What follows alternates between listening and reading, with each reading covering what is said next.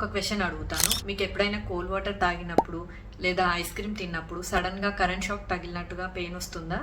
చాలామంది ఏమనుకుంటారంటే ఇది చాలా నార్మల్ అని, కోల్డ్ వాటర్ తాగితే అంతే అని అంటూ ఉంటారు. కానీ అది నార్మల్ కాదు.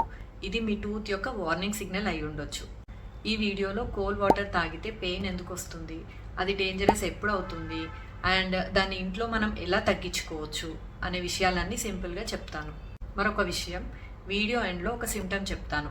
అది ఉంటే మాత్రం తప్పకుండా డెంటిస్ట్ని కలవాలి. So don't miss it. Hi everyone, I'm doctor Sravanthi, cosmetic dentist. రోజు నా క్లినిక్ వచ్చే పేషెంట్స్లో common complaint, doctor cold water తాగలేకపోతున్నాను, ఐస్ క్రీమ్ తింటే పెయిన్ వస్తుంది, కూల్ డ్రింక్స్ తాగితే షాక్ లాగా అనిపిస్తుంది. కానీ ఇంట్రెస్టింగ్ విషయం ఏంటంటే చాలామంది పెయిన్ తగ్గిపోగానే ప్రాబ్లం కంప్లీట్గా పోయింది అనుకుంటారు. కానీ sometimes that's exactly when the real problem is getting worse. అందుకే ఈరోజు మనం టూత్ సెన్సిటివిటీ గురించి పూర్తిగా తెలుసుకుందాం.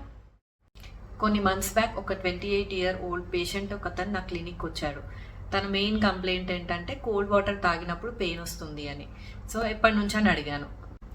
తను అన్నారు ఆల్మోస్ట్ 6 months. ఇనిషియల్గా పెయిన్ ఓన్లీ కూల్ వాటర్ తాగినప్పుడే వచ్చేది, తర్వాత ఐస్ క్రీమ్స్, తర్వాత కూల్ డ్రింక్స్, అండ్ చివరిగా సాధారణ నీళ్లు తాగినా కూడా పెయిన్ వచ్చేది అని. తను అనుకున్నాడు అది నార్మల్ సెన్సిటివిటీ అయి ఉండొచ్చు అని. బట్ ఆఫ్టర్ ఎగ్జామినేషన్ అది చిన్న సెన్సిటివిటీ కాదు, చాలా డీప్ క్యావిటీ డెవలప్ అయింది. లక్కీలీ టూత్ని సేవ్ చేయగలిగాం. అందుకే ఈ వీడియో చాలా important.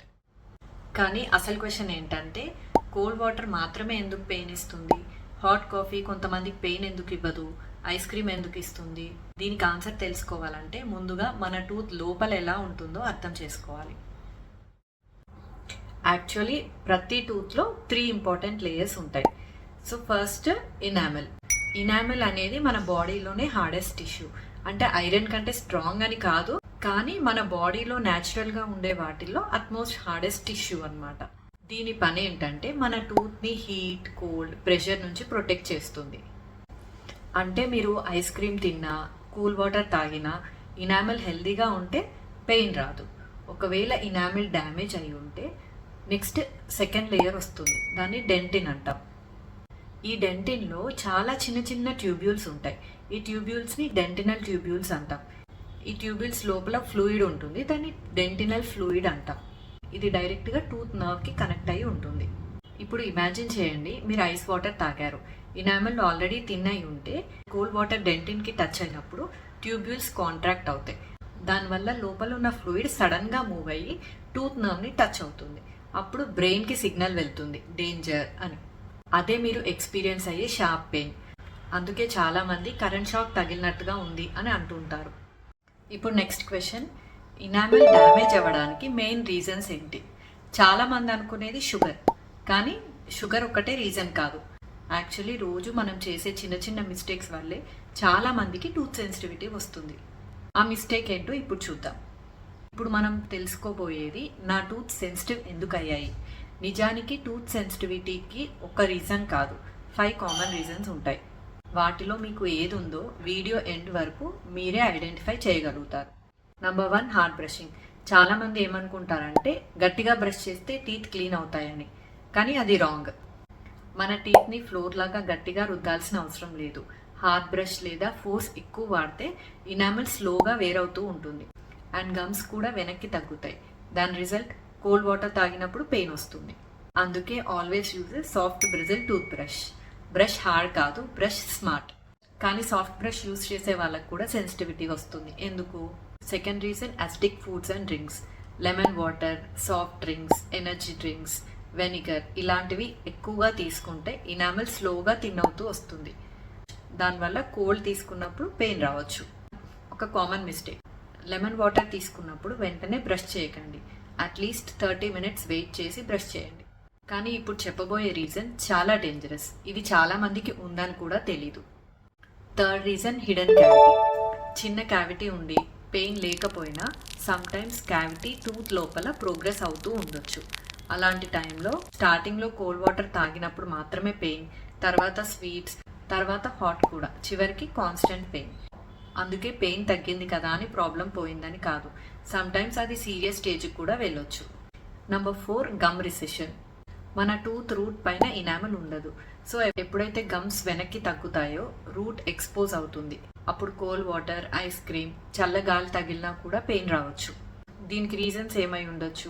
Heart brushing, gum disease, age and smoking. ఇప్పుడు చెప్పబోయే లాస్ట్ రీజన్ చాలా డేంజరస్, ఎందుకంటే టూత్ బయటికి నార్మల్గానే కనిపిస్తుంది. Fifth reason cracked tooth. కొన్నిసార్లు టూత్ బయటికి పర్ఫెక్ట్గా కనిపిస్తుంది, కానీ లోపల ఒక చిన్న క్రాక్ ఉంటుంది. కోల్డ్ వాటర్ ఆ క్రాక్ లోపలికి వెళ్ళినప్పుడు షార్ప్ పెయిన్ వస్తుంది. ఈ క్రాక్ని ఇగ్నోర్ చేస్తే ఫ్యూచర్లో టూత్ బ్రేక్ అయ్యే రిస్క్ ఎక్కువగా ఉంటుంది. చాలా మందికి ఉండే క్వశ్చన్, అయితే టూత్ సెన్సిటివిటీని ఇంట్లోనే తగ్గించుకోవచ్చా? ఎస్, కొన్ని కేసెస్లో తగ్గించవచ్చు, కానీ కొన్ని కేసెస్లో హోమ్ రెమెడీస్ అసలు పనిచేయవు. ఎప్పుడు ఇంట్లో ట్రీట్ చేయొచ్చు, ఎప్పుడు డెంటిస్ట్ దగ్గరికి వెళ్ళాలి, అది ఇప్పుడు చూద్దాం. ఇప్పుడు ఇంట్లో ఏం చేయాలో చూద్దాం. First tip, sensitive toothpaste use చేయండి. ఇందులో ఉండే ఇంగ్రీడియంట్స్ టూత్లోని సెన్సిటివ్ నర్వ్ సిగ్నల్స్ని రెడ్యూస్ చేయడానికి హెల్ప్ అవుతాయి. కానీ ఒక్క విషయం గుర్తుంచుకోండి, ఒక్కసారి బ్రష్ చేస్తే మిరాకిల్ జరగదు. రోజు రెగ్యులర్గా యూస్ చేస్తే 2 to 4 వీక్స్లో ఇంప్రూవ్మెంట్ కనిపిస్తుంది. సెకండ్ టిప్, బ్రష్ స్ట్రాంగ్గా కాదు, జెంటిల్గా చేయాలి. ఫర్ ఎగ్జాంపుల్, మీరు ఫేస్ వాష్ చేసేటప్పుడు ఎంత సాఫ్ట్గా చేస్తారో ఇన్ ద సేమ్ వే టీత్ని కూడా అంతే కేర్తో బ్రష్ చేయాలి. Soft Brazil tooth brush, small circular motions 2 times daily for 2 minutes. That's enough. Third tip, కొన్ని రోజులు ఈ ఫుడ్స్ అవాయిడ్ చేయండి. Cold drinks, lemon water, soft drinks, sir candies, very hot and very cold foods. కొన్ని రోజులు మీ టూత్కి recovery time ఇవ్వండి. కానీ ఒక important విషయం, ప్రతి టూత్ సెన్సిటివిటీని టూత్ పేస్ట్తో ట్రీట్ చేయలేము. ఈ సిమ్టమ్స్ ఉంటే హోమ్ రెమెడీస్ మీద టైం వేస్ట్ చేయకండి. కోల్డ్ పెయిన్ 30 seconds కంటే ఎక్కువగా ఉన్నప్పుడు, హాట్ టీ లేదా కాఫీ తీసుకున్నప్పుడు పెయిన్, చూయింగ్ చేసేటప్పుడు పెయిన్ ఉండటం, గమ్ ఇన్ఫ్లేమ్ అయి ఉన్నప్పుడు, లేదా టూత్ డార్క్ ఆర్ గ్రే కలర్గా మారినప్పుడు, ఇవన్నీ deep cavity, crack or tooth nerve ప్రాబ్లమ్కి సైన్స్ కావచ్చు. ఇలాంటి సిచ్యువేషన్స్లో ఎర్లీ ట్రీట్మెంట్ చేస్తే టూత్ని సేవ్ చేసే ఛాన్సెస్ ఎక్కువగా ఉంటాయి. ఇప్పుడు నేను చెప్పబోయేవి చాలా ఇంపార్టెంట్. చాలామంది ఇలా అంటారు, 2 days పెయిన్ ఉండింది, ఇప్పుడు తగ్గిపోయింది, so I'm fine. No, it's not always. కొన్నిసార్లు పెయిన్ తగ్గిపోవడం ప్రాబ్లం తగ్గిపోయిందని కాదు, టూత్ నర్వ్ చనిపోవడం స్టార్ట్ అయింది అన్న సైన్ కూడా కావచ్చు. మీకు ఈ సిమ్టమ్స్ ఏవైనా ఉంటే please don't wait. Cold water తాగినప్పుడు పెయిన్ 30 seconds కంటే ఎక్కువగా ఉంటే, హాట్ టీ లేదా కాఫీ తీసుకున్నప్పుడు పెయిన్ ఉంటే, గమ్ స్వెల్లింగ్ లేదా పస్ వచ్చినప్పుడు, నైట్ టైంలో tooth pain, tooth colour grey లేదా డార్క్గా మారినప్పుడు, ఇవి సింపుల్ సెన్సిటివిటీ కాదు, డీప్ క్యావిటీ, క్రాక్డ్ టూత్ లేదా రూట్ కెనాల్ అవసరమయ్యే సిచ్యువేషన్స్ కూడా అవ్వచ్చు. కానీ ఒక గుడ్ న్యూస్, చాలా కేసెస్లో early diagnosis equal to simple treatment. ఈరోజు చిన్న సెన్సిటివిటీని ఇగ్నోర్ చేయకుండా చెక్ చేయించుకుంటే రేపు పెద్ద ట్రీట్మెంట్, ఎక్కువ పెయిన్, ఎక్కువ ఎక్స్పెన్సెస్ని అవాయిడ్ చేయవచ్చు. Remember, your teeth don't heal by themselves once enamel is lost. కాబట్టి ప్రాబ్లమ్ని ఎంత త్వరగా గుర్తిస్తే అంత ఈజీగా ట్రీట్ చేయవచ్చు. ఈ వీడియో మీకు యూజ్ అయింది అనిపిస్తే సేవ్ చేసుకోండి and me friends and family మెంబర్స్కి షేర్ చేయండి. ఎందుకంటే చాలామంది టూత్ సెన్సిటివిటీని చిన్న ప్రాబ్లం అనుకుని ఇగ్నోర్ చేస్తుంటారు.